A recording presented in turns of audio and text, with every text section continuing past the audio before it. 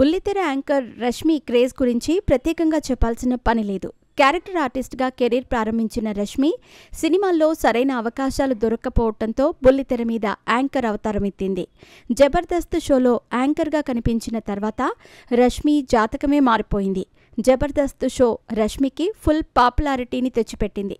ముఖ్యంగా రష్మి, సుడిగాలి సుధీర్ల మధ్య కెమిస్ట్రీ గురించి ఎంత చెప్పుకున్నా తక్కువే. టీవీ రంగంలో రష్మి, సుడిగాలి సుధీర్ల పెయిర్ సంచలనం సృష్టించారనే చెప్పాలి.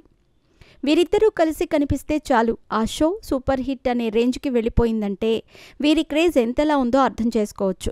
ఈ షో ద్వారా వచ్చిన పాపులారిటీతో రష్మి పలు సినిమాల్లో హీరోయిన్గా కూడా అవకాశాలు దక్కించుకుంది.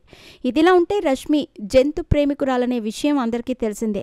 కరోనా సమయంలో కూడా ఆమె రోడ్డు మీద ఉన్న జంతువులకు ఆహారం అందించి తన ఉదారతను చాటుకుంది. జంతువులను ఎవరైనా హింసిస్తే అదే రీతిలో ఫైర్ అయ్యేదామే. ఆ మధ్య ఓ పెంపుడు కుక్క 5 నెలల చిన్నారిపై దాడి చేసింది. ఈ ఘటనలో ఆ చిన్నారి మరణించింది. దీంతో ఆ చిన్నారి పేరెంట్స్ దాడి చేసిన కుక్కను వెంటనే కొట్టి చంపేశారు. ఈ ఘటనపై రష్మి స్పందించింది.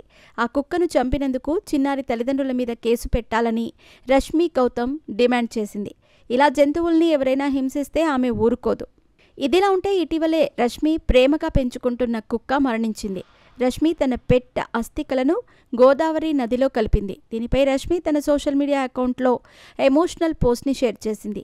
నిన్ను ప్రేమించే అవకాశం కోసం జీవితాంతం నిన్ను మిస్ అవుతూనే ఉంటాను. పునర్జన్మ ఉంటే నువ్వు బాధ లేకుండా పుడతావని కోరుకుంటూ ప్రార్థిస్తున్నాను. నన్ను క్షమించు. కొన్ని కఠిన నిర్ణయాలు తీసుకోవాల్సి వచ్చింది.